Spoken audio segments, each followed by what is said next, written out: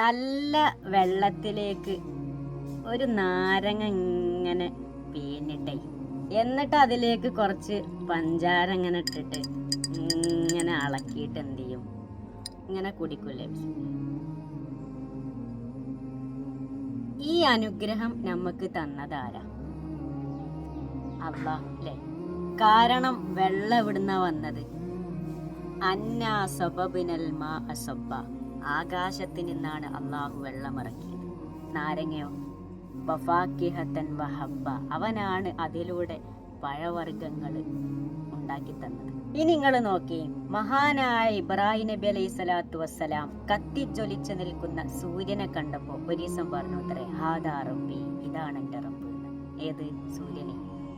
രാത്രി ആയി കഴിഞ്ഞപ്പോ പിന്നെ സൂര്യനെ കാണല്ല. അപ്പൊ ഇബ്രാഹിം നബി പറഞ്ഞു അത്രേ, അസ്തമിക്കുന്നതിന്റെ പിന്നാലെ പോയിട്ട് കാര്യമില്ല. രാത്രി ആയപ്പോ പിന്നെ ചന്ദ്രൻ വന്നു. ചന്ദ്രനെ കണ്ടപ്പോ ഇബ്രാഹിം നബി പറഞ്ഞു അത്രേ, ഹാദാ റബ്ബി, ഇതാണ് എൻ്റെ റബ്ബ്. ചന്ദ്രനും അതിന്റെ ചക്രവാളത്തിൽ പോയി സായുജ്യമടഞ്ഞപ്പോ ഇബ്രാഹിം നബി അലൈഹി സ്വലാം പറഞ്ഞു അത്രേ, അതൊന്നും എൻ്റെ റബ്ബല്ലാന്ന്. പിന്നെ ആരാ റബ്ബ്? ചന്തമേറിയ പൂവിലും ശബളാപമാം ശലഭത്തിലും സന്തതം കരധാരി എന്നൊരു ചിത്രചാതുരി കാട്ടിയും ഹന്തചാരു കടാക്ഷമാലകളർക്കരക്ഷ്മിയിൽ നീട്ടിയും ചിന്തയാ മണിമന്ദിരത്തിൽ വിളങ്ങുമീശനെ വാഴ്ത്തിയും എന്ന് കവി പാടിയതുപോലെ അള്ളാഹ് നിങ്ങൾക്ക് കാണണോ? ഇന്ന് എവിടെ അള്ളാഹനെ തരേണ്ടത്? വലില്ലാഹിൽ മശ്രിഖി വൽ മഗ്രിബ്, ദിക്കുകളെല്ലാം അള്ളാഹുവിന് സ്വന്തമാണ്.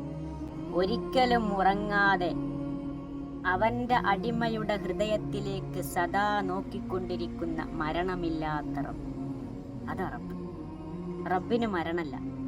അതുകൊണ്ടാണ് മഹാനായ അബൂബക്കർ തങ്ങള് റസൂലുള്ള വഫാത്തായി കിടക്കുമ്പോ അള്ളാന്റെ റസൂലിന്റെ കാലിൽ ചുംബിച്ചിട്ട് കരഞ്ഞുകൊണ്ടിരിക്കുന്ന സ്വഹാബികളെ നോക്കിയിട്ട് പറഞ്ഞു അത്രേ, സ്വഹാബാ മൻ കാന യഅബുദു മുഹമ്മദൻ ഫഇന്ന മുഹമ്മദൻ ഖദ് മാത്, ആരെങ്കിലും മുഹമ്മദിനെയാണ് ആരാധിച്ചത് എങ്കിൽ ആ ആരാധനാപാത്രം ഇതാ മരിച്ചു കിടക്കുന്നു. സല്ലല്ലാഹു അലൈഹി വസല്ലം.